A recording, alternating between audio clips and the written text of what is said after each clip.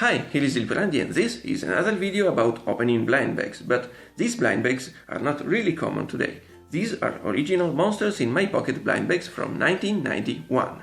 This wonderful toy line was created by MEG, which is short for Morrison Entertainment Group, as we can read here on the back of the bag itself.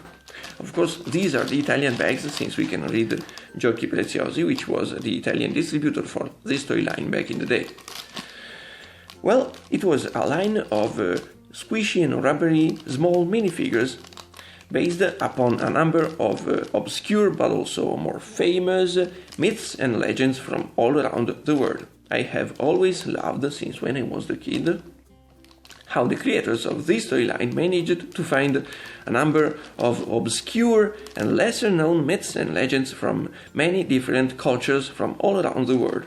Right now we can just ask Google for some obscure mysteries, but back in the day, back in 1991, you had to be a monster expert to conceive such a toy line. So let's now open them up and see what's inside.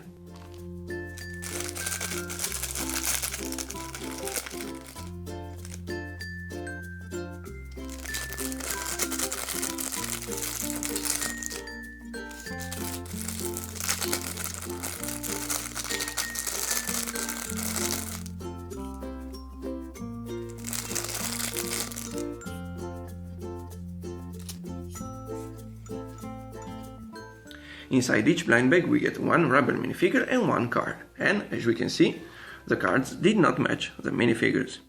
Also, there was a simple game associated with those minifigures.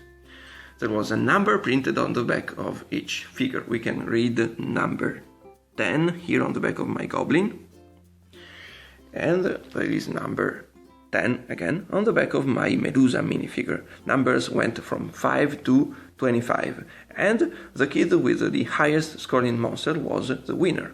But of course, the funniest part in this toy line was finding out something about brand new legends and mysteries from all around the world that maybe you didn't know about before. So, this was the Goblin, and apparently he is a recent monster. His origins come from World War II, when pilots from the British Air Force used to talk about little monsters sabotaging the engines of their planes. It's a nice squishy rubber monster with a cool design and a nice red color. While of course she is Medusa, she comes from the ancient Greek myth. She was so horrible that you could be turned into stone just by looking at her. And instead of her hair we can see a bunch of snakes. Now we can take a look at the cards that came with these rubber monsters. First one is the Jotun Troll. Back in the 80s and in the early 90s it was quite common to see nice arts with our toys. They were hand painted, there was no computer graphics back then, and they looked just cool. This was the Jotun Troll.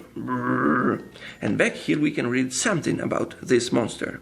It's in Italian, but I can translate it for you. The Jotun Troll is a Norwish god of cold. He's got 8 heads and magic powers. And although he's not really tall, he is quite smart, and he can kill you just by talking to you. Really cool. Luckily, I've brought here some of the old monsters in my pockets from my collection, so this was the Jotun Troll rubber minifigure from this toy line, and he looks just like in the art. Although he is yellow and bright, and under this light you cannot see much, I believe. While the other card we get is for the Baba Yaga. Oh, look at her, she is horrible. I remember this one from when I was a kid. Back here we can read that the Baba Yaga is a Russian witch. She uses to fly around inside a giant cauldron. And during the night, if you look up in the sky, maybe you will see some sparkles coming out of the room of the Baba Yaga. She looks horrible, and here we can see the minifigure of the Baba Yaga from the Monsters in My Pockets collection. She looks just like in the art, with skulls coming out of the cauldron. Really cool.